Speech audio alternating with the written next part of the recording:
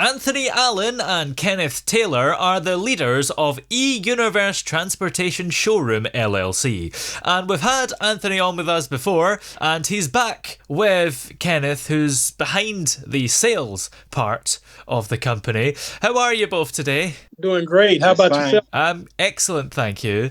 So, for those who maybe didn't hear us last time, Anthony, can you just remind us of what e-Universe Transportation Showroom is all about? E-Universe Transportation Showroom is a service that would be marketed to bicycle manufacturers, actually EV vehicle manufacturers, and that would include anything from an e-bike to, let's say, a bus.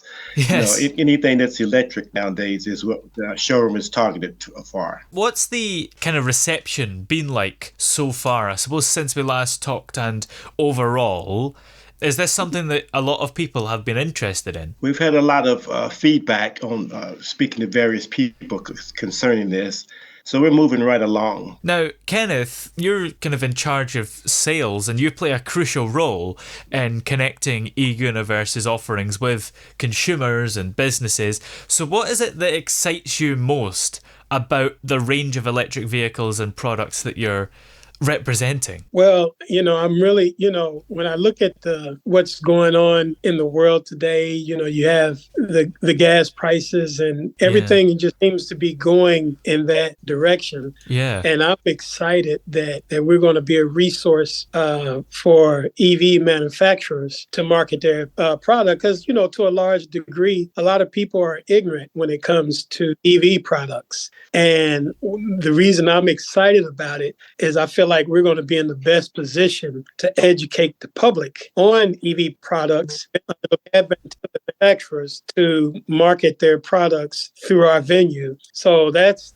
really what I'm excited about. The thing is, as you mentioned, it's all heading in that electric direction, isn't it? By 20 years' time, they say that all new cars will be electric. So it's something that we've all sort of got to get on board with, isn't it? Well, it's going that way where we want to go that way. So our position is we want to help manufacturers, help them educate the public because there's a lot of hesitancy for some, and we want to make that transition easier for people. And the more they learn about e-products, the more they learn about the technology that's still evolving, the more comfortable people are going to become with EV products. And for me, as far as I can see, this is a win-win for manufacturers. And there is a lot of hesitancy out there, isn't there? Because we've been using petrol, diesel, whatever cars for so long, people find it odd to switch to electric. So what would you say to those who are maybe a little bit hesitant about it? For approximately 100 years, we've been doing this gas thing, know, and change is difficult for some people. It's hard for some people to wrap their minds around an all-electric vehicle. When I think about the technology in terms of batteries, and people are concerned about making half of a road trip and running out of energy and things of that. But as we begin to educate the public on the new advances in terms of batteries, and it's getting better and better all the time. You mentioned 20 years, but I think 5 years down the road, the technology is going to be a lot further along than it is today. Yeah. And so we're kind of getting in front of that and making it clear to all manufacturers that this is the way to go in educating the public. And this will in turn help them to better market their products and ultimately increase their revenues. And at the moment, I think electric cars are a little bit more expensive because they're rarer. So economically right now, in this country anyway, UK, maybe a lot of people are thinking in terms of the price, maybe they don't want to go electric. So do you think at some point it's going to change and it will be more economical to go for the electric option? Well, as you can see in the last 3 years, energy prices have really risen significantly. So when you talk about the expense of versus the expense of fueling your vehicle, there's a balance there. And just like with anything else, when a new technology comes out, it tends to be expensive in the beginning. And as there are more competitors, the price tends to come down. The more there's competition, the more prices begin to subside. So it's the same way with this. Yes, it's more expensive now, but I see down the road as more people get on board with this, and there are more competitors, the prices will begin to subside, and then all of a sudden it'll make more sense economically to switch to an EV product. Now, Anthony, you've witnessed the evolution of the transport industry over the years. So what would you say are the most significant changes? And maybe is this switch to electric the biggest change so far, perhaps? The biggest changes I've seen, that technology is moving at the pace that it's moving, and particularly battery technology. They're announcing just about daily new products with new storage solutions that increases the range, as well as the storage of the battery, the power. I think 2 days ago, they had mentioned about a solid state battery, as well as the salt sodium battery. And they're both competing. These are the newest technologies that are out there that are being announced, which is going to increase the range. It's going to lower the cost of the vehicle. It's going to lower the weight of the battery. And it's going to be a game changer. I know there's one particular car manufacturer I won't mention who just announced a 900-mile range for that battery, and it charges in, I think it's 5 to 8 minutes. So Wow. those are the changes that are happening just about on a daily basis. And you had to search for it at times, but it's being announced, here and there. Yeah, that's quite incredible. 900 miles on one battery, because when you're driving in a normal petrol car, how many times have you got to go to the petrol station for a 900-mile journey? Exactly. Probably about 3 times, probably. Yeah.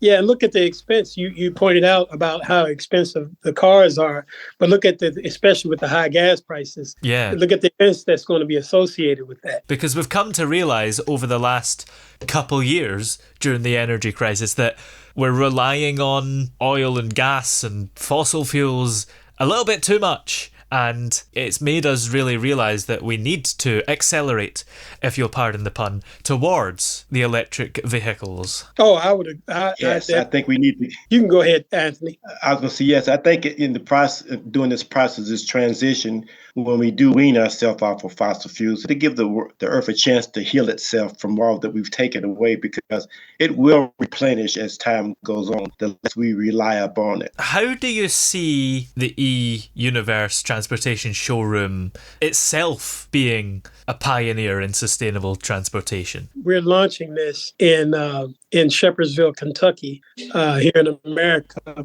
and but in order to reach the rest of the population, of course, we're going to have to launch more of these locations. And it's a as I said before, along with educating, you think about a company like Tesla. You don't see very many advertisements about Tesla. Yeah. Yet they're the leader in EV vehicles, and as you can see, we're starting to see advertisements from other car manufacturers. So there's going to be a rat race among manufacturers to get their message out to the public. Yeah. And we feel like this is going to be a much more efficient, much more cost-effective way to get their message out, as opposed to traditional forms of advertising.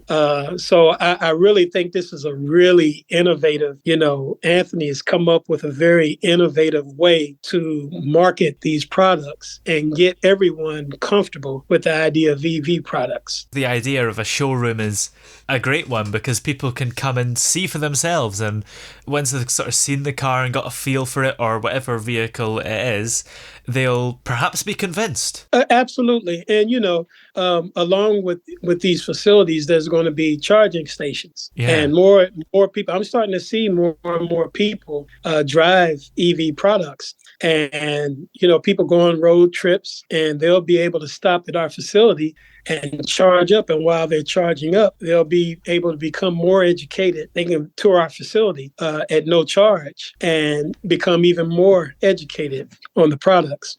So we just see a transitioning happening across America and even eventually across the world. And that's kind of where we have our sights. This is a vision. Well, are there any plans that you have to expand the showroom and just anything for the future, really? Well, that's a good one. You want to take that one, Nate? Yes, I'll take that. Our initial goal is to have our first one in Shepherdsville, Kentucky. We would consider that like the middle part of America, and from there go on to locations. My initial plan is to have like 5 of these, each of them in the corners of the country. Let's say, for instance, maybe Washington, maybe one in California, one in Florida, and maybe one up in upstate New York, up in that area. And then that would be like 5 of them. I think that would cover the whole country and allow people from all over the country to see what's available out there, because I'm sure people are not aware of everything that's there. I created this to encompass everything. And in my research has shown that there's a myriad of products that I just wasn't aware of that are electric now. And go along with what Anthony just. So that's where we're at. And to go along with what Anthony just said, we're starting in the Midwest and Middle America, but eventually we want to expand out to where the populations are larger. You think about the state of California. That's probably the state that has the large population. So we definitely would like to put a showroom in that area. As he mentioned, upstate New York, we have a large population there on the East Coast. Down in the southern states, there's a large population there. And then even, right next door to us, I'm in Indianapolis, Indiana. Kentucky's directly below our state, but right next door to me is Chicago, Illinois, which is, one of the largest cities in the country. There's a huge population there. So I think when we launch these facilities in these specific locations, that will go a long ways in educating the public from a vast, and it'll get the word out faster. Well, where are we able to go to help you get the word out and find out more information? It's www.universe.ts.com. I hope I have that right. Yeah, excellent. Well, many thanks to you both for talking to us today. It's been great having you here. The pleasure was ours. Well, thank you for having us.